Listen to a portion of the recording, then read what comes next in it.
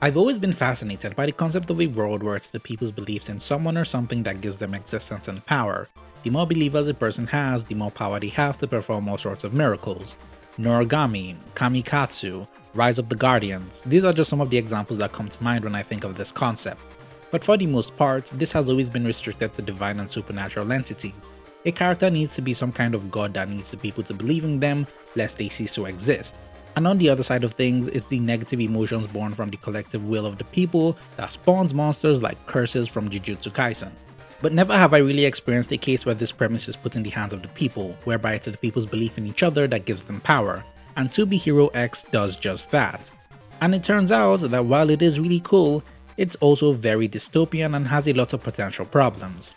So let's get into it. To Be Hero X is arguably one of the coolest anime airing this season, and it's easy to see why. Its unique approach to switching between 2D and 3D animation to shake things up makes for a really fun viewing experience, masterfully using the strengths of both animation styles to enhance its storytelling in a way I haven't seen anime do before, mostly cause good CGI anime are hard to find. And thankfully the anime isn't all spectacle filled with hype moments and aura. At its core lies a really good story that, while it takes a while to stick its landing, is one that is able to keep you engaged throughout. For those unfamiliar, To Be Hero X is set in a world where superheroes are real. However, people aren't born with their powers but are given their powers by the people themselves. Think of it like super democracy. A person's strength and power comes from the way people perceive them, and the more people believe in that person, the stronger they are, indicated by something called a trust value. It's a world where a person's clout is given actual form. Because of this, all sorts of corporations have swooped in to grow and cultivate heroes to keep up their public images.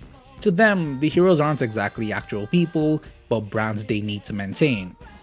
And the story of To Be Hero X goes on to reinforce this as we see just how the trust value system shapes the world they live in and the heroes born from the people's belief in them. Like take the first hero we focus on, Nice. After average guy Lin Ling starts pretending to be nice, with the people going on believing he is nice, unaware of the originals, well, yeah. Not only does he get the powers of nice, he also begins to physically become nice, and it's all thanks to the powers bestowed by the trust values. The main thing behind the system is that anyone can be a hero, and that's where it gets terrifying. Anyone can be a hero.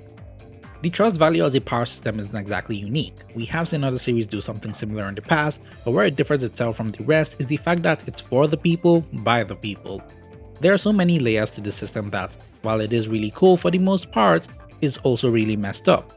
First off, not only does it give the heroes their power, it also shapes the way society works for the average everyday person. Your trust value is basically your social standing. If you have a high enough value, you can get into a lot of places, and at the same time, with too low of a value, you get denied a lot of opportunities, from finding a job to making friends. And let me just take a moment to say how this world is an absolute nightmare for introverts and antisocial people.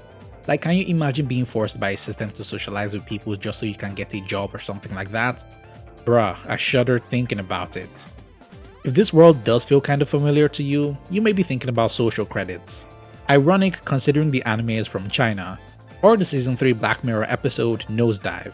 Or if you're really internet brain rotted, that trend on early TikTok that had people acting out scenarios of people having numbers in their head that determined how people treated them. Does that sound cringe? Absolutely. And what all these have in common, the anime included, is how dystopian of a concept this really is, and in the case of To Be Hero X, is even worse because of how it has the potential to give anyone powers. For me, the real cause of concern is how the system is kind of unregulated. It's a system that even has children hooked into it. Like take the hero Lucky Cyan, who spent her childhood being a figurehead for a religious cult because people believed she had insane luck, which led to her powers growing and getting even luckier. What this means is that it's very easy to be taken advantage of. All you need is a few people to spread rumors about powers you don't have, get those powers, and then cash out. It is that simple. It gets even scarier when you try to imagine it in real life. Internet people already have enough power and influence, getting kids into gambling and hating on women. Can you imagine if those people had superpowers on top of all of that? They would become absolute menaces to society. And the worst part is, they would still have people supporting them even after all of that. Huh. But now it makes me wonder what my own power would be. Maybe I'd get like the ability to create perfect bread out of thin air. Like, I could end world hunger with that kind of power. But don't worry guys, if it ever does become real, I'll make sure my subscribers get the finest and most premiumest of bread first. So be sure to hit that subscribe button now just in case. But I digress.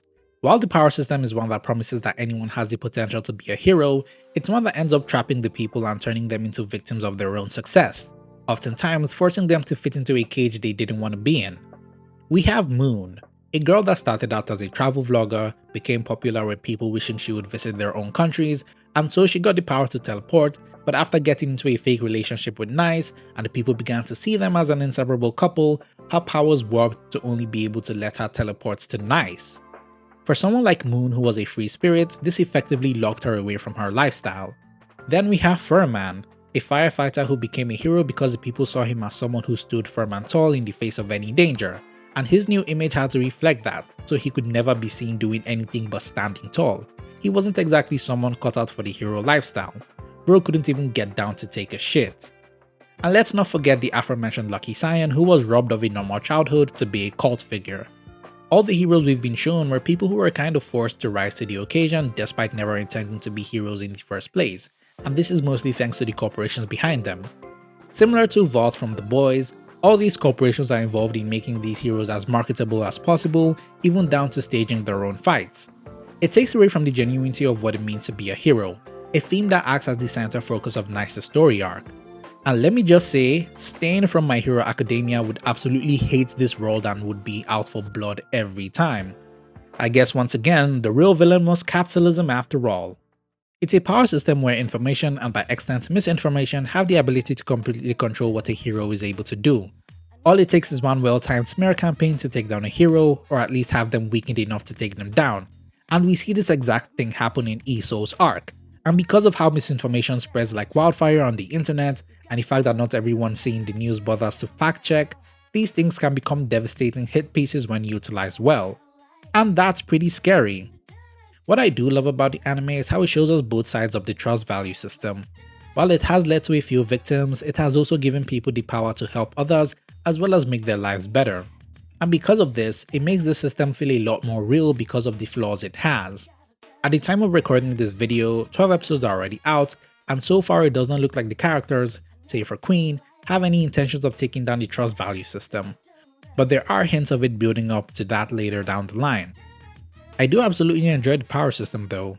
There are a lot of things that make it really mysterious because it feels like we the audience haven't been given the full picture of how it works, as there are a few inconsistencies in the way it operates, but I think that's 100% intentional. This has led me to make a few theories on how it works.